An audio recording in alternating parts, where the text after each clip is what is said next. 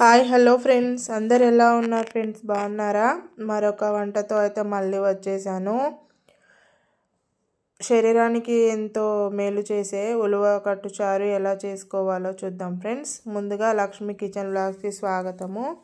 ఈ ఉలువలను అయితే నేనైతే 1 కప్పు ఉలువలను నిన్న 5 గంటలకేమో నానబెట్టుకున్నా.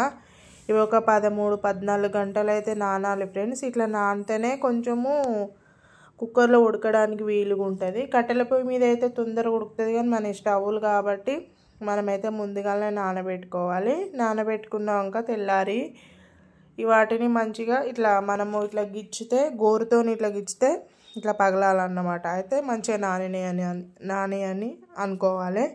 ఇక వాటిని ఒక కుక్కర్లో వేసుకొని అవే వాటర్తో పాటు ఇంకొక చెంబడు వాటర్ పోసుకొని మంచిగా కుక్కర్ 4 విజిల్ వచ్చేంత మట్టుకు కుక్కర్ విజిల్ పెట్టుకోవాలి. అవి 4 విజిల్ రాగానే ఇట్లా కట్టు వస్తుంది. కట్టు సపరేట్ చేసుకొని గుడాలు పక్కకు పెట్టుకొని మనం ఆలోపు ముందుగానే ఒక ఆనియను, 2 టమాటాలు, పచ్చిమిర్చి పేస్టు ఇవన్నీ మంచిగా రెడీ చేసుకొని పక్కకు పెట్టుకోవాలి. నేనైతే పచ్చిమిర్చి కారంతో చేసినాను. ఎండిన కారంతో కూడా చేసుకోవచ్చు, కానీ పచ్చిమిర్చి కారంతో కొంచెం టేస్ట్ ఉంటుంది అని చెప్పేసి ఆ కారంతోనైతే చేశాను.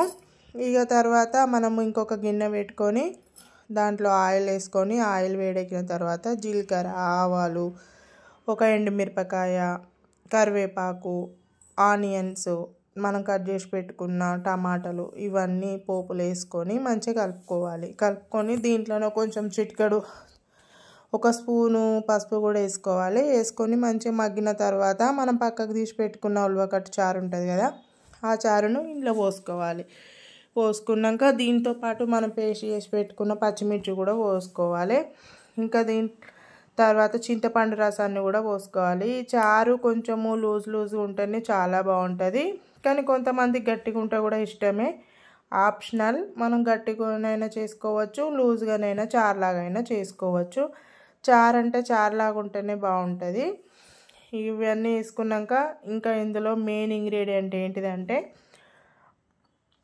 మనం ఈ ఉలవగూడాలు తీసి పక్కకు పెట్టుకున్నాం కదా, ఆ ఉలవగూడాలను కొంచెం ఒక 1/2 కప్పు మిక్సీలో వేసుకొని మెత్తగా గ్రైండ్ చేసి పెట్టుకొని ఆ పేస్ట్ ఇందులో వేసుకోవాలి. అదే ఈ చారుకు చాలా టేస్ట్ని ఇస్తుంది.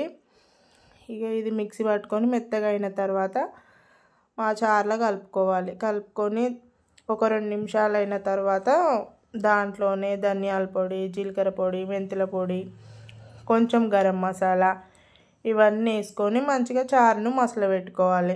ఒక 10-15 నిమిషాలు మంచిగా మసిలిందంటే ఉలవకట్టు చారు రెడీ అయిపోయినట్టే. చాలా మంచిది ఫ్రెండ్స్. దీంట్లో కాల్షియం, ఐరన్ ఉంటాయి. అందుకని చెప్పి ఉలువలు ఎక్కువ తినం మనము. రేర్ తినడం కూడా చాలా తక్కువ, కానీ ఉలువలు అప్పుడప్పుడు 1 మంత్లో ఒకసారి తింటేనైనా మనకు ఐరన్, కాల్షియం లభిస్తుంది. పిల్లలకు కూడా చాలా మంచిది. ఇది హెల్త్కు చాలా, శరీరానికి చాలా చలువనిస్తుంది.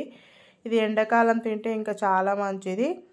కానీ నేను ఎప్పటి నుంచో అనుకుంటున్నా చేయాలని చెప్పేసి. ఎన్ని రోజులకి ఈరోజు వీలైంది, ఎందుకంటే ఇంట్లో కూరగాయలు ఏం లేవు కాబట్టి. ఇక పిల్లలకు కూడా ఎప్పుడు చార్లు చేయలేదని చెప్పేసి ఇక ఇట్లనైతే చేసిన. చాలా బాగుంటుంది ఫ్రెండ్స్, మీరు కూడా చేయండి. నచ్చితే లైక్ చేయండి, షేర్ చేయండి, సబ్స్క్రైబ్ చేసుకోండి. ఇక మసిలిన తర్వాత తీసేయడమే. ఈ చారు ఈరోజు కన్నా రేపు చాలా బాగుంటుంది. బాయ్ ఫ్రెండ్, నచ్చితే లైక్ చేయండి.